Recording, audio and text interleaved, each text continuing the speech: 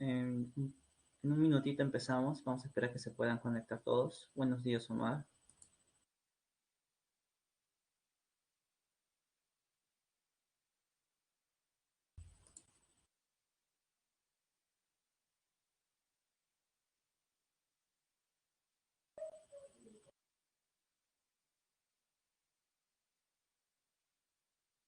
Hola, chicos, ¿cómo están? ¿Cómo han estado? ¿Todo bien?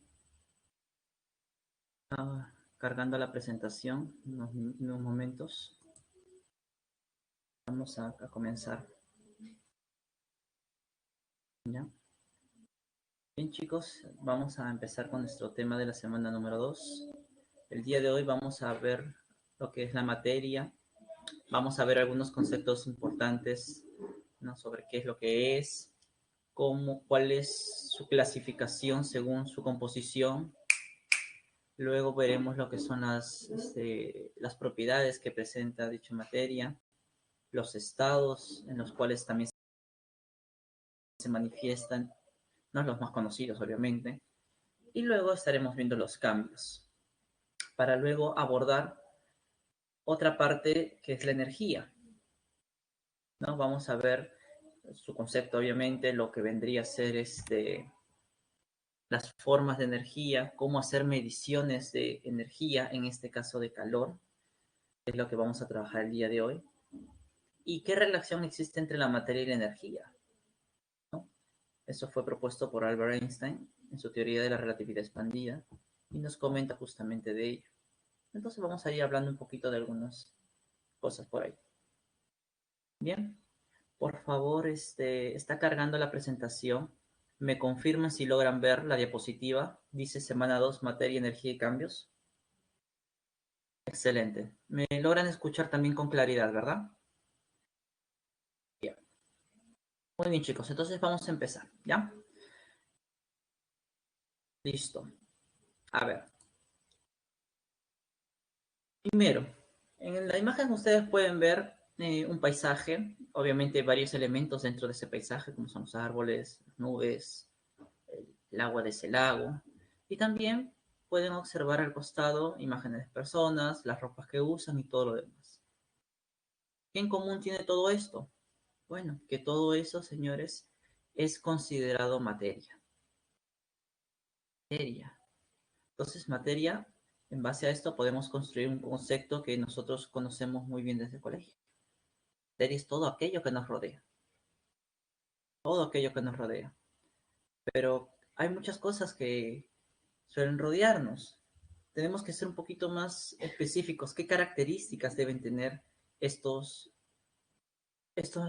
objetos para que sean considerados materia? Y justamente tenemos allí que debe ser todo aquello que ocupa un lugar en el espacio.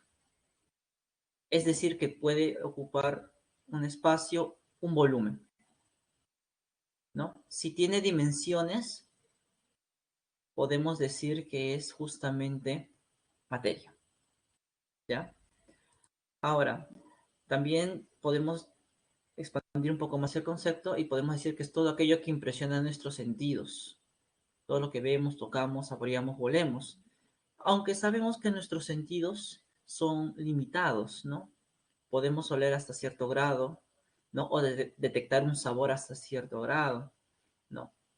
Pero a pesar de que nosotros no podamos percibir ciertos materiales con nuestros sentidos, no dejan de ser materia, por si acaso, ¿ya? Y también podemos decir que materia es todo aquello que tiene masa y peso. Entonces, recogiendo esos tres conceptos, podemos sacar uno solo. Materia es todo aquello que tiene masa y ocupa un lugar en el espacio, ¿no? Ahora, ¿qué entendemos por estas características? Primero, ¿qué entendemos por masa? Masa es la cantidad de materia que posee un cuerpo. Eso es la masa, la cantidad de materia que posee un cuerpo. Hay cuerpos que poseen más masa que otros, ¿no? Ahora, una propiedad que se relaciona mucho con la masa es justamente el volumen. ¿Y qué se entiende por volumen? El espacio ocupado por un cuerpo, ¿no? De ahí el concepto de materia. Entonces, el volumen es el espacio ocupado por un muro. Pero allí vemos un tercer componente, el peso. Profesor, ¿masa y peso no es lo mismo? ¿Se supone que es lo mismo? Y obviamente no. Masa, como te comenté hace un momento, es la porción de materia que posee un cuerpo. Y no importa en qué parte del planeta esté ese cuerpo, su masa va a ser igual. Por ejemplo, yo tengo un florero que pesa, vamos a poner, medio kilogramo. Aquí en Perú, en la China o en otro país, ese florero va a seguir teniendo una masa de medio kilogramo. La masa es constante, no varía. En cambio, el peso sí, porque el peso se define como una fuerza que ejerce el planeta sobre los cuerpos para traerlos hacia sí. ¿Ya? Entonces, el peso es la fuerza con la que, en este caso, el planeta atrae los cuerpos. Y esto es variable, porque no en todos lados del planeta o del universo el peso es el mismo. Si ponemos el ejemplo con una persona, aquí en la Luna una persona, por ejemplo, puede tener un peso de 700 newton, pero si se va a la Luna, donde la gravedad es mucho menor a la de la Tierra, entonces el peso de la persona no va a ser 700 newton, sino mucho menor. Pero sin embargo, su masa en ambos lugares va a ser la misma, ¿ya? Eso es muy importante tener en cuenta, chicos, ¿ya? Entonces, materia es todo aquello que tiene masa y que tiene volumen. ¿Listo? Avanzamos un poquito más. Ahora, aquí nosotros tenemos un cuadro sobre lo que es la clasificación de la materia, ¿no? Un mapa conceptual, ¿no? Aquí nos dice que la materia puede ser clasificada de acuerdo a su composición, según ustedes observan. Pero hay materiales que son de composición variable y hay materiales que son de composición definida o fija. ¿Cuáles son estos? Bueno, el de composición variable se le conoce como mezcla y el de composición fija o definida se le conoce como sustancia pura, ¿no? Como ustedes observan ahí. Ahora, ¿a qué se refiere este mapa conceptual cuando habla de sustancia con composición definida, ¿no? ¿Qué significa de composición definida? Para eso vamos a usar un ejemplo. Les voy a colocar aquí lo siguiente. ¿Ya? ¿Dónde está el lápiz? Acá está. Imaginemos un compuesto químico. Uno bien conocido por ustedes. Bueno, espero que lo conozcan. Es el famoso metano, el CH4. Sabemos que es justamente un hidrocarburo, uno de los principales componentes del gas natural. Entonces, el metano se conoce hoy en día que es una molécula formada por un átomo de carbono y 4 átomos de hidrógeno. No importa de qué parte del planeta venga la muestra de metano, siempre el metano va a tener esa composición. Un átomo de carbono y 4 de hidrógenos unidos. Incluso, no importa si el metano fue extraído de una muestra, de un satélite, de una sonda que muestrea la atmósfera de Marte. Si tiene una molécula con un carbono y 4 hidrógenos, eso tiene que ser sí o sí metano. Por eso decimos que las sustancias puras tienen composición química definida. Porque yo no voy a encontrar otra sustancia llamada metano que tenga 3 carbonos y 5 hidrógenos, o que tenga 6 carbonos y un hidrógeno. No, no existe. ¿Ya? Eso es importante tener en cuenta. Por otro lado, las mezclas, su composición es variable. Una mezcla es la combinación de dos o más sustancias. Por ejemplo, yo tengo agua y tengo un poco de azúcar, ¿no? Y formo una mezcla, el agua azucarada. Pero si yo les dijera a ustedes, formen una mezcla de agua azucarada, ustedes podrían usar una cantidad de agua y poder añadir diferentes cantidades de sal, de azúcar. Por ejemplo, uno de ustedes puede añadir una cucharadita. Otra persona podría echarle 2 cucharaditas. otra podría echarle incluso 3. Entonces, en los 3 casos se está formando agua azucarada, una mezcla. Pero la cantidad de azúcar dentro del agua es la misma. No, ¿verdad? Es diferente. Por eso decimos que su composición es variable, porque puede estar en diferentes cantidades. ¿Ya, chicos? Eso se refiere con una mezcla que es de composición variable. ¿Listo? Entonces, avanzamos un poquito más. Dentro de las mezclas vamos a encontrar las homogéneas y las heterogéneas, ¿no? Que eso vamos a pasar a explicar un poquito más detalle en las siguientes láminas. Y luego en las sustancias puras podemos encontrar las famosas sustancias compuestas y las sustancias del tipo elemental, ¿no? Entonces, esto es lo que vamos a ir viendo en las siguientes láminas, ¿no? Cómo es que se clasifican las mezclas y las sustancias puras. ¿Listo? Empecemos entonces. La sustancia pura. Ustedes observan allí que la sustancia pura ya generalmente hace referencia a los que en este caso las sustancias elementales hacen referencia justamente a un elemento químico. Podemos decir o complementar este concepto diciendo que las sustancias puras están formadas por átomos del mismo elemento. Voy a ponerlo por aquí. ¿Ya? Las sustancias, en este caso elementales, son aquellas que están formadas por átomos del mismo elemento. Observen la lámina de cobre que tienen en la figura. Esta lámina de cobre está formada por millones y millones y millones de átomos de cobre. Átomos del mismo elemento. Por lo tanto, esas láminas de cobre son clasificadas como sustancias elementales. De la misma forma, los lingotes de plata que ustedes observan allí en la figura. Esos lingotes están formados por millones y millones de átomos de plata. Solo átomos de plata. Entonces, es una sustancia elemental. Igual que el oxígeno que ustedes ven y que se utiliza bastante hoy en día por los temas del COVID en los hospitales, y el nitrógeno, que es uno de los componentes también que se encuentran en el aire. Todos ellos son ejemplos de sustancias elementales. Ahora, ustedes pueden observar también en la lámina que dicen que las sustancias elementales pueden ser monoatómicas o poliatómicas. ¿A qué hace referencia eso? Bueno, la unidad más pequeña del material puede ser átomos o pueden ser moléculas, ¿no? Eso lo vamos a ver con más detalle en la siguiente clase, pero les voy adelantando un poquito. En el caso del cobre y la plata, la unidad más pequeña que conserva las propiedades de estos elementos es el átomo.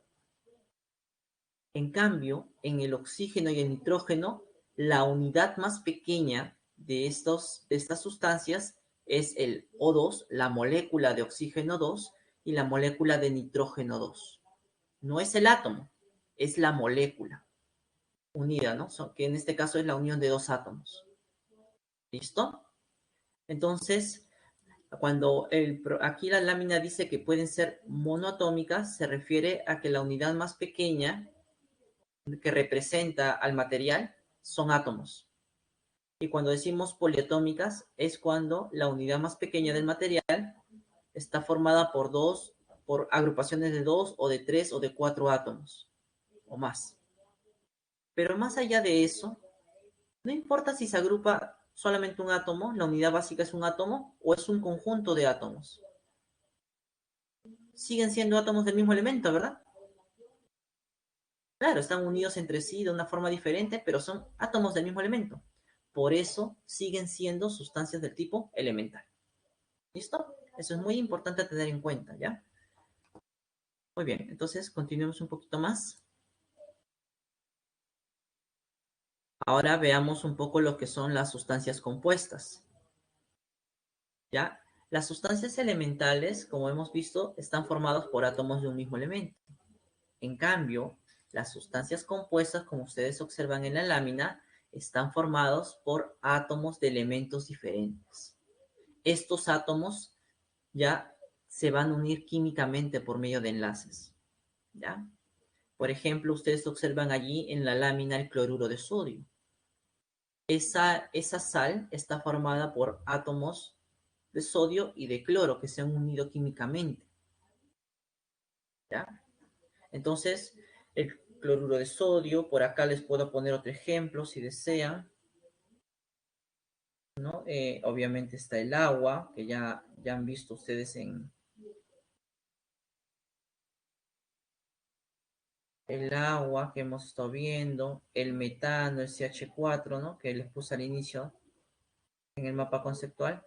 Todos estos son ejemplos de sustancias compuestas, porque les vemos que están formados por átomos de elementos diferentes. Ahora, una característica de estas sustancias compuestas es que pueden separarse en las sustancias elementales que le dieron origen.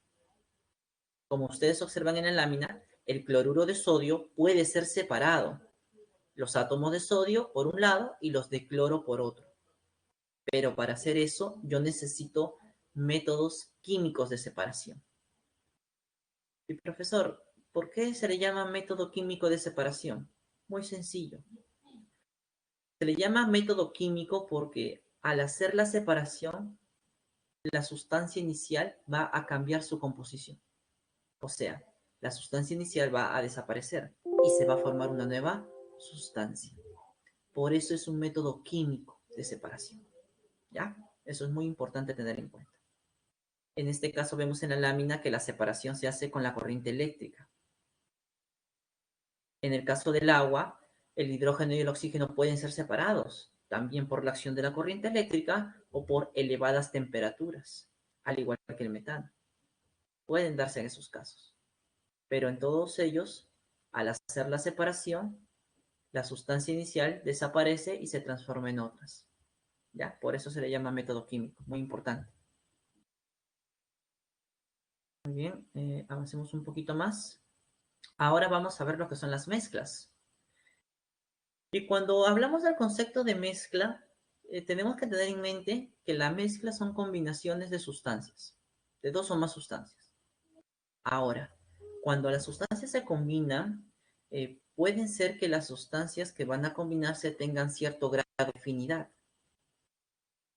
como el agua y el alcohol, o puede ser que no tenga tanta afinidad, como el agua y la arena, por ejemplo.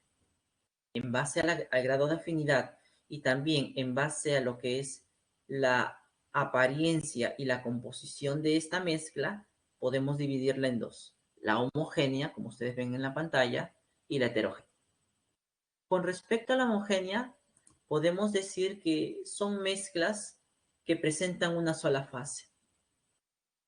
¿Qué significa eso?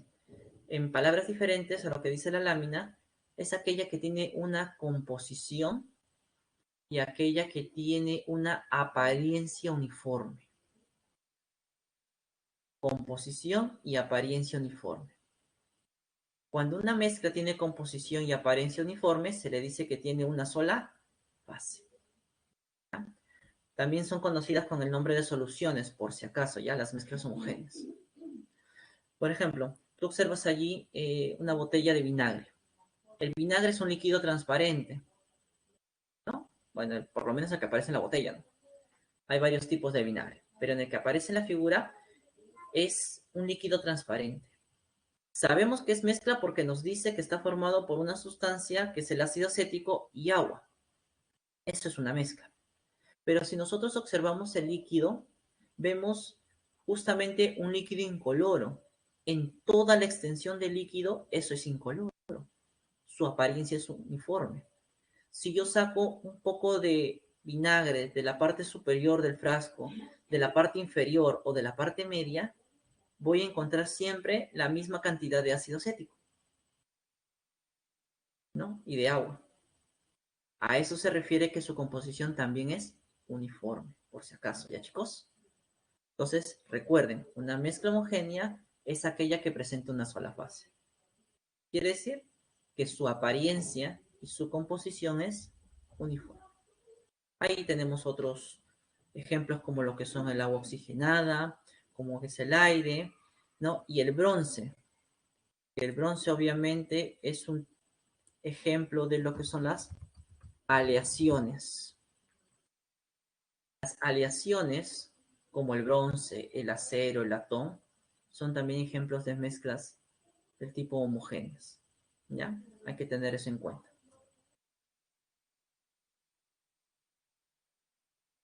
¿No? Entonces, si las homogéneas presentan una sola fase, es decir, composición y apariencia uniforme, podemos observar que las heterogéneas, su apariencia y su composición no es uniforme. Por eso se dice que se presentan en dos o más fases. El grado de afinidad entre las sustancias que se están mezclando no es muy alto, por eso es que no logran mezclarse completamente. Ustedes pueden diferenciar rápidamente una mezcla heterogénea observándola, ¿no? Ya sea usando simplemente la vista o por medio de un microscopio. Y van a poder ver claramente algunos de los componentes por separado. El ejemplo más clásico es el que aparece allí en la lámina, arena y agua. En un principio, cuando la arena y el agua se mezclan, tú ves que las partículas de arena están por toda la masa de agua. Pero pasados unos minutos, vemos que la arena se asienta. Entonces, ¿qué es lo que está ocurriendo aquí? Al asentarse la arena, ya yo puedo ver con un poco más de claridad lo que es el agua y la arena por separado. En toda esa mezcla, su apariencia no es la misma, porque si observo la parte superior del recipiente, solamente veo agua. En cambio, si observo la parte inferior del recipiente, solo veo arena. Entonces, su apariencia no es uniforme. Y si yo saco una pequeña muestra de esa mezcla de la parte de arriba, solo hay agua.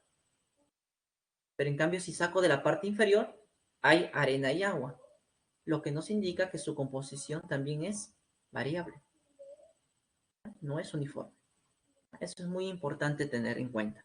Ahí tenemos varios ejemplos como la arena y el agua, una ensalada de frutas, la madera, ¿no? El concreto, ¿no? El granito, que es, bueno, no soy experto en geología, pero yo sé que hay una diferencia entre rocas y piedras, ¿ya? Pero no voy a abordar mucho eso. Para fines prácticos, una roca o una piedra también son ejemplos de mezclas heterogéneas. Y nos damos cuenta por los colores que presenta. Cada color, como ustedes ven en esa gráfica del granito, cada color representa una sustancia química diferente. Entonces, como puedo observarlo a simple vista, entonces eso es una mezcla de tipo heterogéneo. Ahora, al igual que en los compuestos se pueden separar en los elementos que le dieron origen por métodos químicos, las mezclas también pueden ser separadas en los componentes que le dieron origen. Pero la diferencia es que estos métodos son físicos. Profe, ¿por qué se les llama métodos físicos? Bueno, muy sencillo. Son métodos físicos porque al momento de hacer la separación, las sustancias iniciales siguen siendo las mismas al final. No cambian químicamente hablando.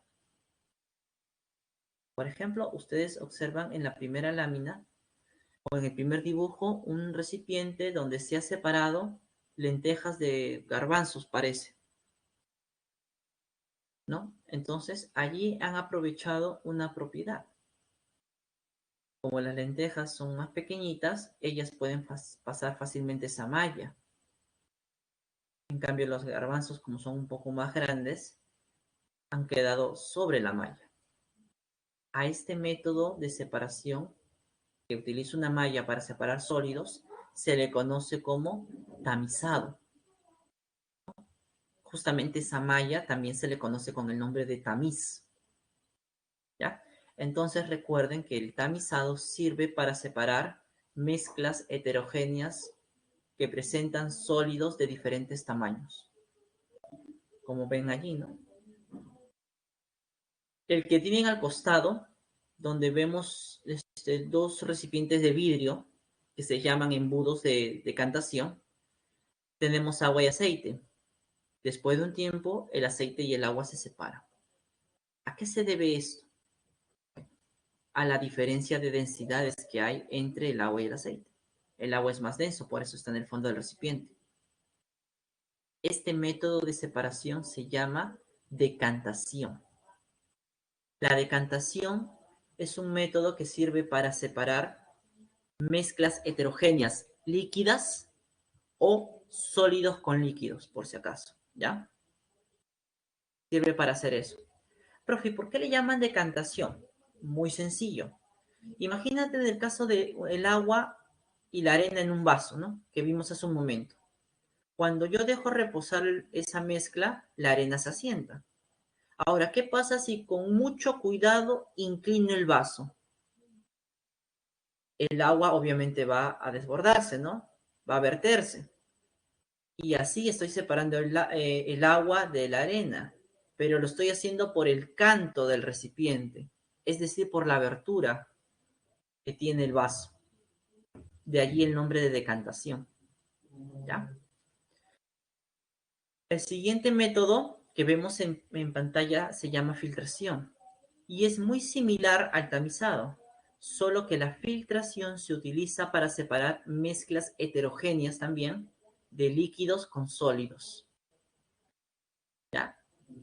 Agua y arena, hemos visto que se podía separar por decantación hace un instante, pero también si yo lo paso por medio de un filtro, que es lo que se encuentra dentro de este embudo, ¿ya? Entonces yo voy a poder hacer tranquilamente mi separación. Las partículas de arena quedan sobre el papel o sobre el medio filtrante y el líquido pasa tranquilamente. Estos tres de aquí que les acabo de mencionar son métodos para separar mezclas heterogéneas. Profesor, ¿y son los únicos métodos? Obviamente no. Existen otros más. Por ejemplo, existe un método llamado imantación. ¿Y en qué consiste? En que este método me permite a mí separar sólidos que poseen propiedades magnéticas de otros que no lo tienen. Por ejemplo, ¿qué pasa si yo tengo una mezcla de acerrín, ¿no? Acerrín, no sé si lo conocen bien, ¿no? El polvillo que sale cuando cortan la madera, acerrín, y tachuelas, tachuelas, ¿verdad? Ya. Entonces ahí tengo una mezcla y quiero separarlo. Bueno, como yo sé que las tachuelas están hechas de un metal llamado hierro, entonces al pasar un imán cerca a esa mezcla, ¿qué va a ocurrir? Todas las tachuelas se van a adherir al imán, pero el acerrín no. Profe, ¿por qué? Porque el acerrín no posee la propiedad magnética, en cambio el hierro sí. Por eso se puede hacer la separación, ¿no? Entonces, justamente ese es otro método para separar también mezclas heterogéneas con sólidos que tengan propiedades magnéticas, llamado el método imantación por si acaso, ¿ya? Ahora, dentro de las mezclas homogéneas también hay formas de separarse. Por ejemplo, ustedes observan en la lámina la primera gráfica. Esta primera representa al proceso de destilación. La destilación sirve para separar mezclas, ¿cómo se llama? Mezclas homogéneas líquidas. ¿En qué se basa? En la diferencia de temperaturas de ebullición, ¿no? Entonces, al calentar una mezcla, por ejemplo, de agua y alcohol, como el agua hierva 100 y el alcohol hierva 78, si yo lo pongo a 80 o a 90, gran parte del alcohol se va a evaporar, ¿no? Y voy a poder recolectarlos en el recipiente que está aquí a un costado. Y ya hice la separación. En el caso del siguiente método, que es la evaporación, también sirve para separar mezclas homogéneas líquidas. Pero, ¿cuál es la diferencia a la destilación? Que el líquido no se va a recuperar. ¿Por qué? Porque si tú ves la lámina, el líquido se está evaporando, está liberándose al ambiente. No hay forma de recuperar,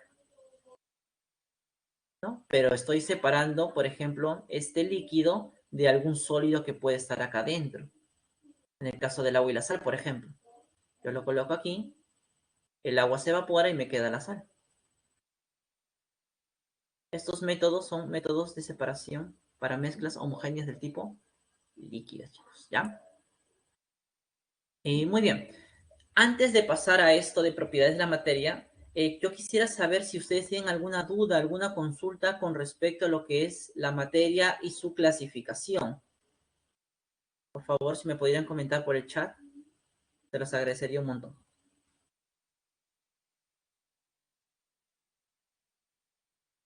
A ver, vamos a ver. ¿Alguna duda, alguna consulta, algún comentario? Tal vez algo que no quedó, ¿no? A ver, Nicolás nos dice que si en una mezcla hay reacciones químicas. No.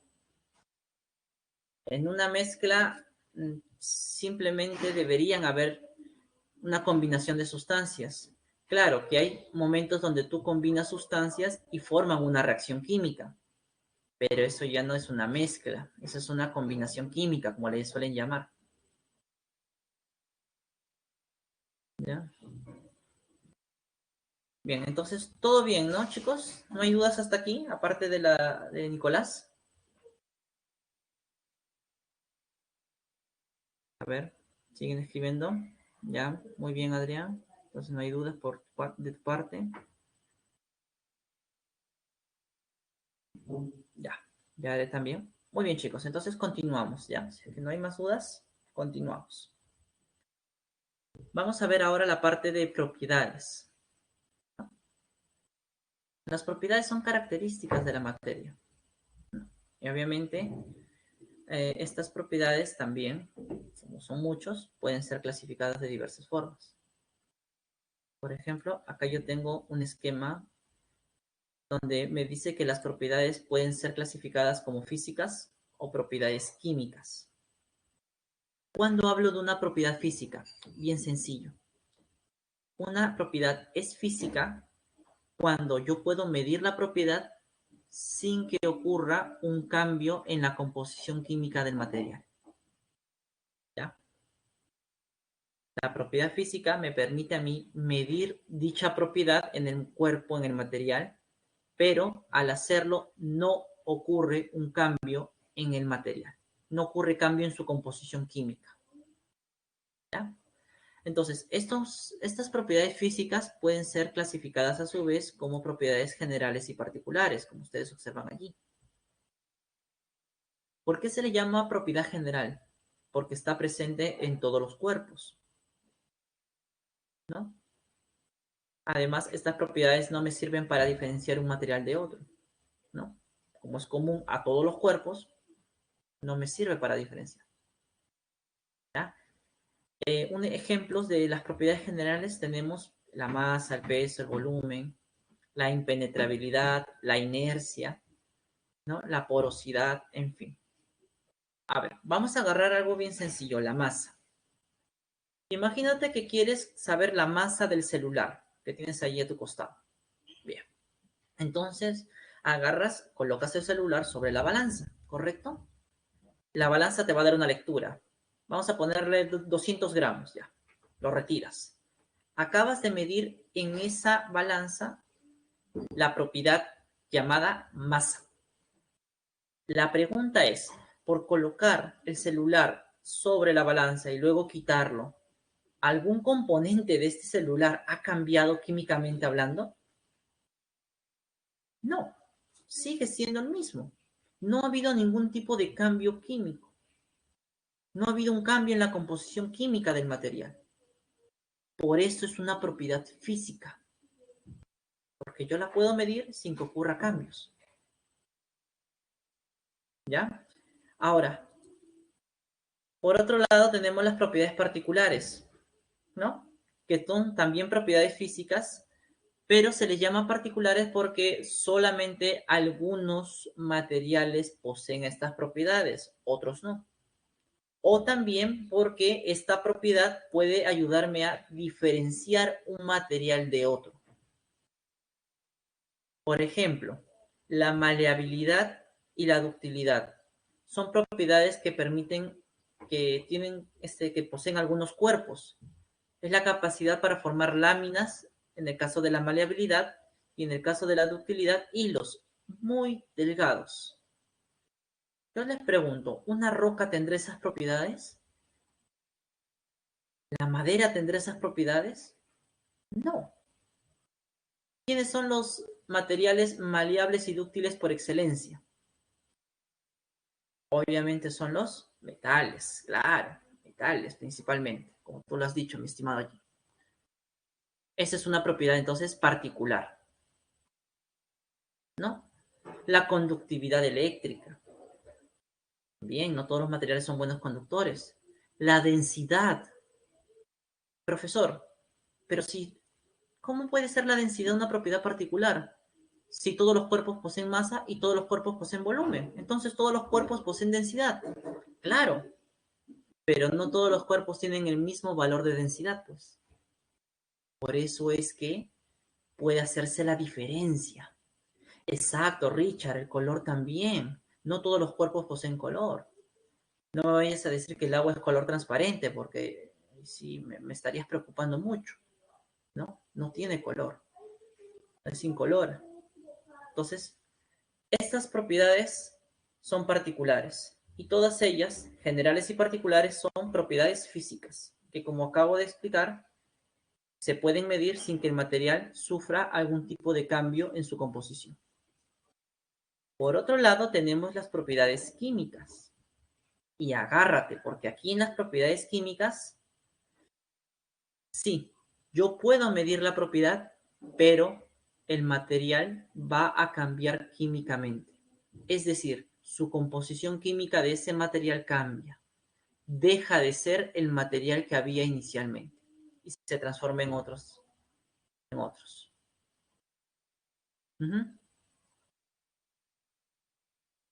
No, Adrián, lo que acabo de explicar son las propiedades generales y particulares. Las propiedades intensivas y extensivas recién las voy a explicar en la siguiente lámina. Ya, no te preocupes. Ahora, con respecto a las propiedades químicas, como les comentaba, son aquellas que se miden, pero al hacer esa medición, el material va a sufrir un cambio. Cambio en su composición química. Por ejemplo, yo quiero saber si la gasolina es un buen combustible. ¿Qué debo hacer? Bueno, agarro unos cuantos galones de gasolina y lo coloco dentro del motor de un auto y lo enciendo. Y va a empezar la combustión. Ah, bacán, mira, la gasolina es un buen combustible. La pregunta es, después de que haya pasado todo el proceso de combustión, la gasolina que se ha quemado, ¿sigue siendo gasolina? Obviamente, no. Tuvo que haber un tipo de cambio. Claro, se han liberado gases. Entonces aquí vemos que justamente este material, la gasolina, posee la propiedad de combustión, pero para comprobarla o para medirla, esta gasolina ya dejó de ser gasolina y se transformó en otras sustancias. A eso se le llama propiedad química. Igual también como ustedes tienen allí es la reactividad con el oxígeno. Quiero saber si el hierro reacciona con oxígeno. Perfecto. Agarro un clavito de hierro y lo dejo 2 semanas arriba en el techo. Uy, Jennifer. Si no vuelve a salir Jennifer y vuelve a ingresar, a ver, capaz se puede escuchar mejor. ¿Ya? Bien, entonces, como les decía, el clavito lo dejo en el techo unas 2 semanas. Regreso y voy a ver que parte del hierro, ¿no? Tiene ciertas manchas o cierto polvillo de color rojizo. ¿Qué es lo que ha pasado? Que ese clavito de hierro, una parte de él ha reaccionado con el oxígeno del aire y ha formado lo que se conoce como un óxido. Entonces ya comprobé que el hierro sí reacciona con el oxígeno, pero lastimosamente esa parte de hierro que reaccionó ya no es hierro, ahora es óxido. Hubo un cambio en la composición química. ¿Bien, chicos? A eso se refiere con estas propiedades. ¿Listo? ¿Mm? Sí, la basicidad, a ver, vamos por partes. Con respecto a las propiedades nucleares, bueno, si bien es cierto, parece, ya no, bueno, parece que no nos están tomando en cuenta ahora lo que es la pre, pero son propiedades que obviamente se pueden medir cuando ocurre un cambio nuclear, cuando un átomo se transforma en otro, por ejemplo, la radiación, ¿no? Para poder medir la radiación que emite el Sol, dentro del Sol tienen que ocurrir cambios nucleares. Entonces, tiene esa relación, ¿no? Un elemento se transforma en otro diferente. ¿Ya? Con respecto a tu pregunta, Natalia, la basicidad es el grado o es la capacidad que tiene una sustancia para liberar iones OH cuando se disuelve en el agua. La acidez es algo similar, es la capacidad que tiene una sustancia de liberar iones hidrógeno cuando ésta entra en contacto con el agua. Pero cualquiera de las dos propiedades es una propiedad química, porque al momento de liberar un hidrógeno o liberar un OH, la composición química de la sustancia inicial ha cambiado. ¿Ya? Por eso es una propiedad química, mi estimada Natalia. Como les vuelvo a repetir, las propiedades nucleares simplemente son las propiedades que se pueden medir cuando ocurre un cambio nuclear. Un cambio nuclear es aquel, como vamos a ver en un momento, donde un elemento se transforma en otro, porque ha ocurrido un cambio en el núcleo del átomo. Un ejemplo de propiedades nucleares son los niveles de radiación, por ejemplo, que emite el Sol. Para poder medirse, el Sol tiene que ocurrir dentro de él cambios nucleares, porque si no ocurren, no se libera la radiación. Y si no se libera la radiación, yo no puedo medir dicha radiación. No sé si me entienden la lógica. ¿Sí? Aclaré tu pregunta, Jennifer, Gabriel. Listo. Ya. Ok, seguimos entonces, chicos. Me alegra, Jennifer, que se haya arreglado el problema de tu audio. Bien, ahora vamos a ver otra forma de clasificar las propiedades. Estas también pueden ser clasificadas según la dependencia de la masa. Pueden ser las propiedades extensivas o intensivas. ¿Ya? Por un lado, las propiedades extensivas, ¿ya? Son aquellas que el valor medido de dicha propiedad no cambia, o mejor dicho, cambia según la cantidad de masa que se tiene. ¿Cómo es eso, profesor? Un ejemplo. Ahorita vamos a ver. Imagínate que tú tienes 1 metro de alambre de cobre y lo colocas en la balanza. Estás midiendo la masa. ¿Ya? Entonces, para 1 metro, que es su longitud, estás colocando en la balanza y estás midiendo su masa. Yo te hago una pregunta. Si ahora, en vez de 1 metro de alambre, tú mides 5 metros de alambre y lo colocas en la balanza, ¿la masa será la misma que en el caso anterior? ¿Sí o no?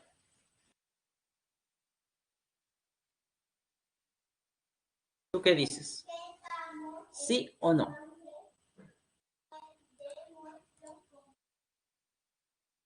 Pues obviamente la respuesta sería no. Porque si 1 metro de alambre pesaba, un ejemplo, vamos a ponerle 300 gramos, 5 metros del mismo alambre ya no van a pesar 300 gramos, sino pesará más, ¿no? 1500 gramos. Entonces vemos que la longitud del alambre depende de la cantidad de masa que se tiene. Es una propiedad del tipo extensiva, al igual que el peso, el área, la inercia. La inercia es la resistencia de un cuerpo a moverse. ¿Qué cuerpo presenta más resistencia para mover? ¿Un lápiz, no? ¿O un ropero? Pues obviamente el ropero. ¿Y por qué crees que el ropero? Porque tiene una mayor masa. Exactamente. Esa es una propiedad extensiva. El valor de dicha propiedad que yo voy a medir depende de la cantidad de materia que tenga, es decir, de la masa. Por otro lado, las intensivas no dependen de la masa. El valor de la propiedad que yo voy a medir no depende de la masa. Siempre va a ser el mismo. Por ejemplo, ahí tienes el punto de ebullición. A ver, imagínate el siguiente escenario. Tú tienes en tu cocina, en una hornilla, ¿ya? Una olla con agua. 5 litros de agua hay en una cocina. Lo pones a hervir. En otra cocina colocas una olla comedor popular, así, esas grandotas, de 20 litros, 30 litros ya. Allí colocas también agua, 20, 30 litros de agua, y la pones a hervir. Cuando en ambos recipientes el agua ya está hirviendo, coloca un termómetro en cada una. ¿Qué temperatura crees que van a marcar? Aproximadamente. Claro, 99,9, 100, tal vez 98, ¿no? Pero ¿qué es lo que estoy comprobando?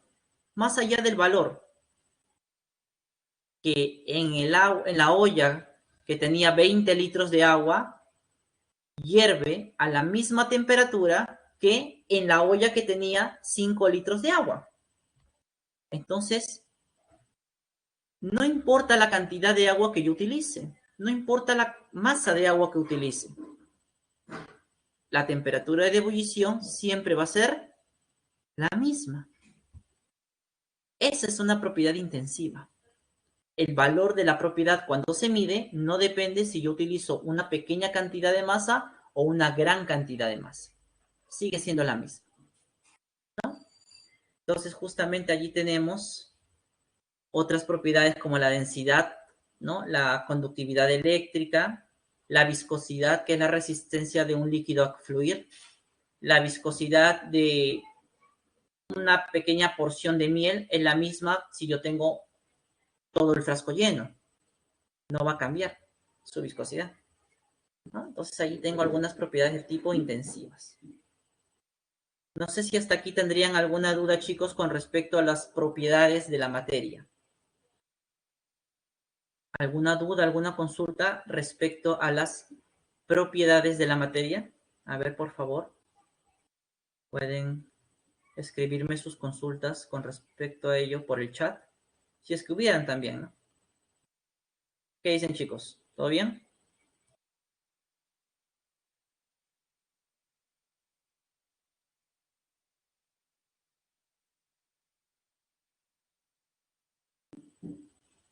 ¿Vamos bien hasta aquí, no, chicos? ¿O hay alguna duda, alguna consulta?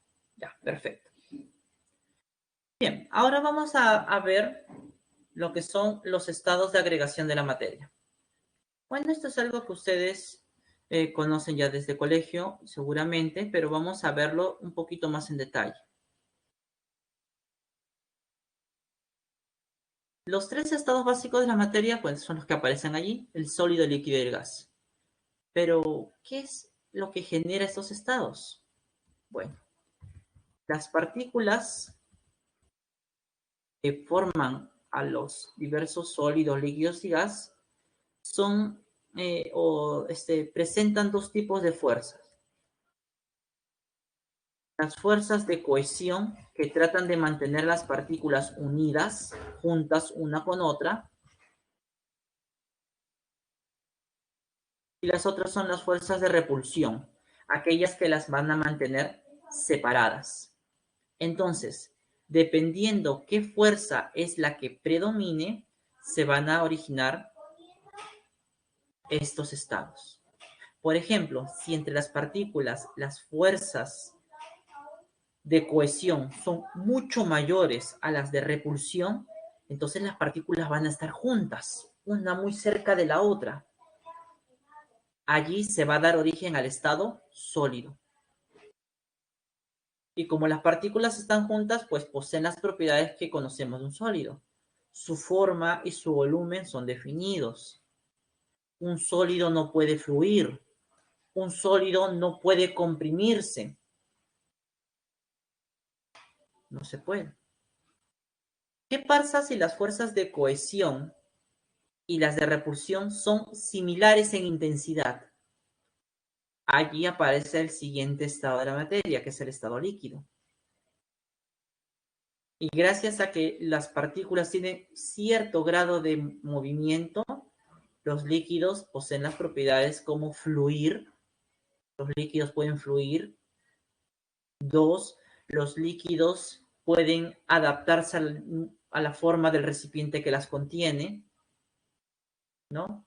Su volumen es constante, sí, pero se adaptan al recipiente que lo contiene, ¿no? Y por otro lado, ¿qué pasa si en el material las fuerzas de repulsión son mucho mayores a las de cohesión? Bueno, allí se da origen al estado gaseoso.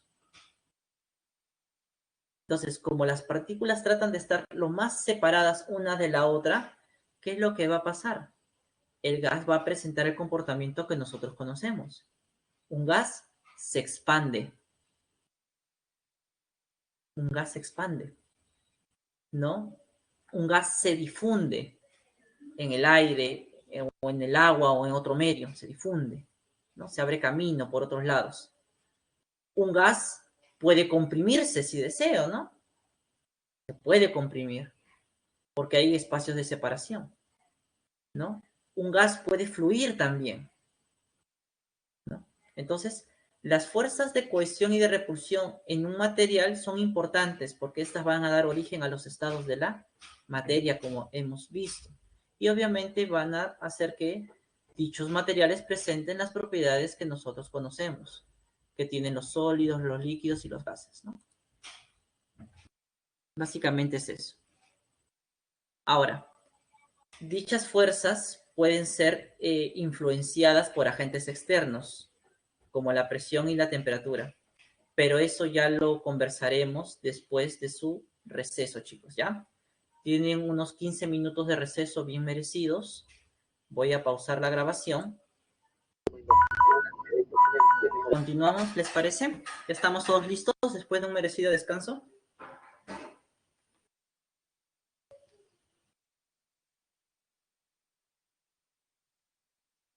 Sí, ya está. Vamos con fuerza entonces. Ya, los últimos 55, la última hora. Vamos a ver.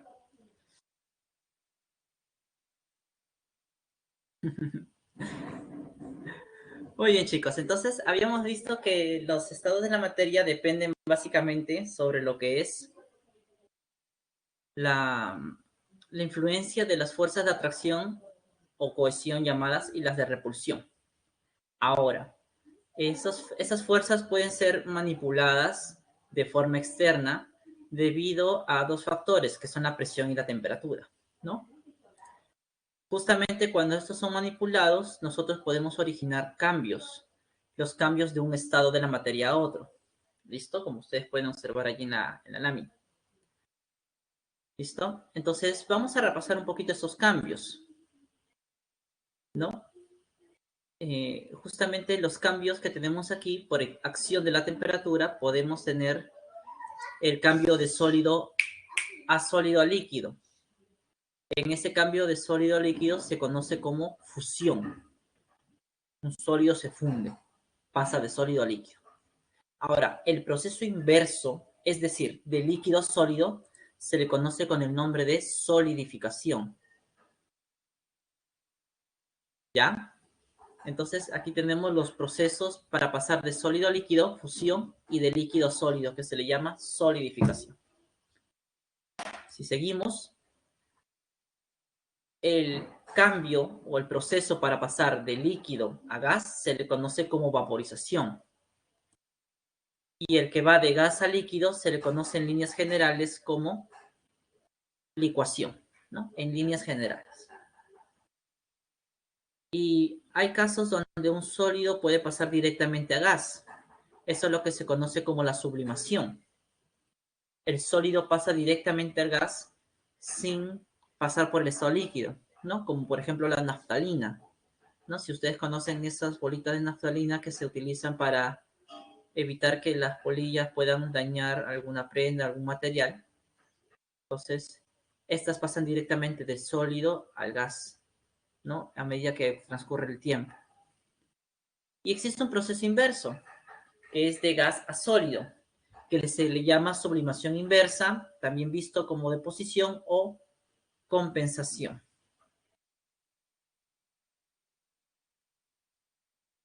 Justamente Yadira te había comentado, la disolución, ¿ya? Cuando hablamos de una disolución, hablamos de mezclar una sustancia o de disolver una sustancia en otra. Entonces está ocurriendo un cambio físico, ¿ya? Está ocurriendo un cambio físico, ¿ya? Ahora, lo que es la deposición es un cambio de los estados de la materia, pues sí, justamente ese que acabo de ver, acabo de mencionar, ¿no? También llamado sublimación inversa. ¿Bien? Entonces, estos cambios de estado, como ustedes observan aquí en la imagen, ¿no? Van a ser afectados o van a ser influenciados principalmente por la temperatura, ¿no?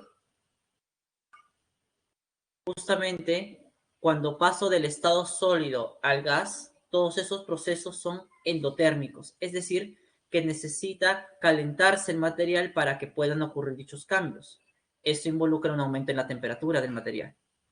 En cambio, los procesos que van de gas hasta el sólido son procesos exotérmicos. Quiere decir que liberan energía, se enfrían. Es por eso que hay un descenso en la temperatura.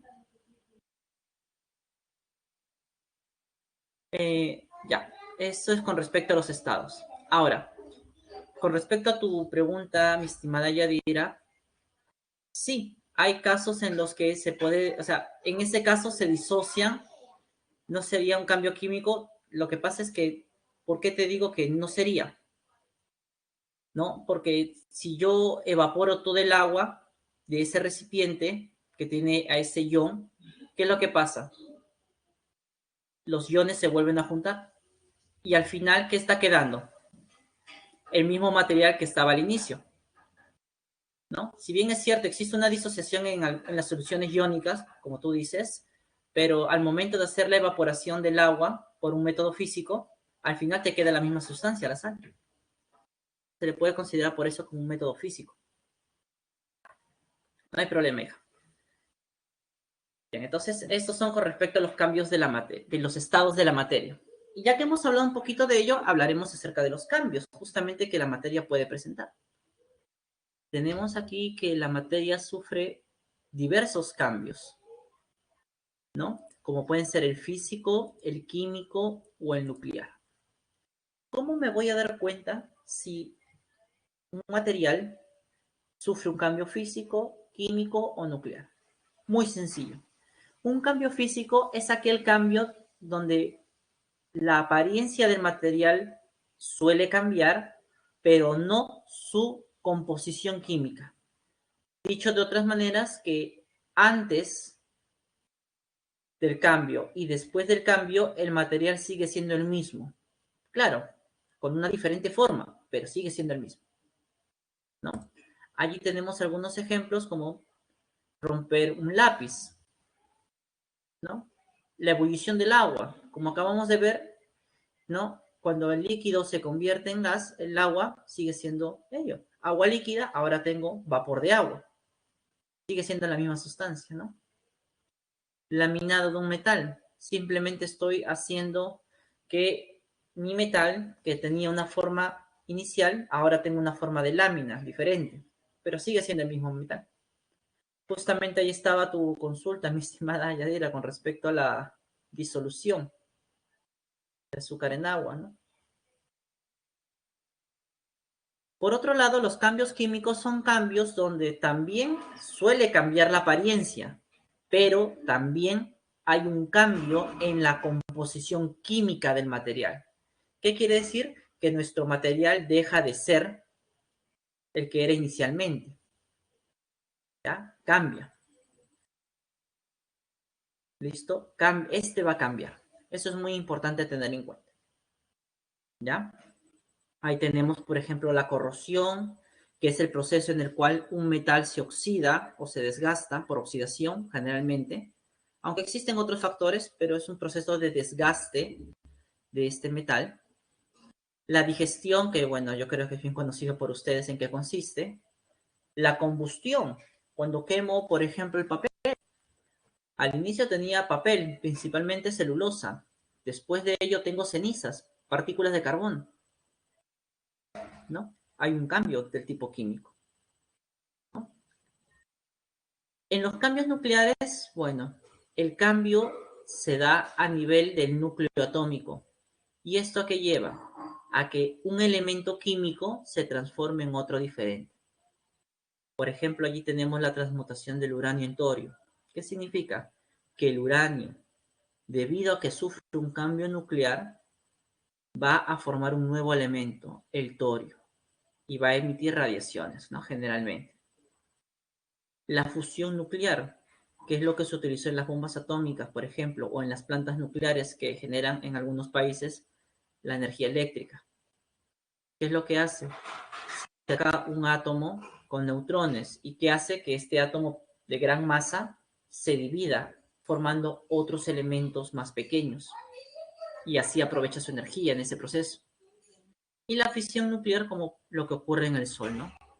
Donde los átomos de hidrógeno se combinan entre sí para formar átomos de helio, ¿no? Un proceso nuclear. Entonces recuerden, en un cambio nuclear los elementos se transforman en otros diferentes. Este cambio ocurre al nivel del núcleo del átomo. Eso es muy importante a tener en cuenta. Bien, chicos. Entonces, habiendo visto eso, vamos ahora a la siguiente parte que tiene que ver con el tema de energía. Hasta este punto hemos revisado todo lo que tiene que ver con materia. Hemos visto como un primer punto lo que es su definición, su clasificación, sus propiedades, los estados en los que se presenta y por último, finalmente, lo que son los cambios que también suele presentar, ¿no? Ahora vamos a hablar de otro tema muy importante, porque los cambios que sufre la materia están relacionados con la energía.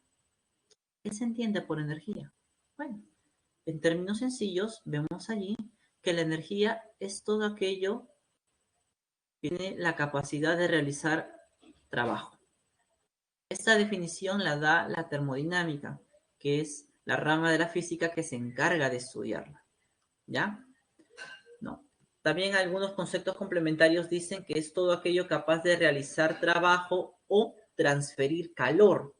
También se le suele conocer así a lo que es la energía. ¿Ya, chicos? Ahora, ¿cuáles son las unidades importantes de la energía en el sistema internacional? Vemos que es el Joule, ¿no? Representado por esa J. Ahora, existen otras unidades equivalentes, como es el ergio o la caloría. Y justamente allí la lámina nos muestra algunas equivalencias, como la que observamos nosotros aquí. Esta de acá, que nos permite convertir de joules a ergios. O esta de acá, que nos permite convertir de joule a caloría. Tenemos esos, por ejemplo. Ahora, existen diversas formas de energía, ¿no?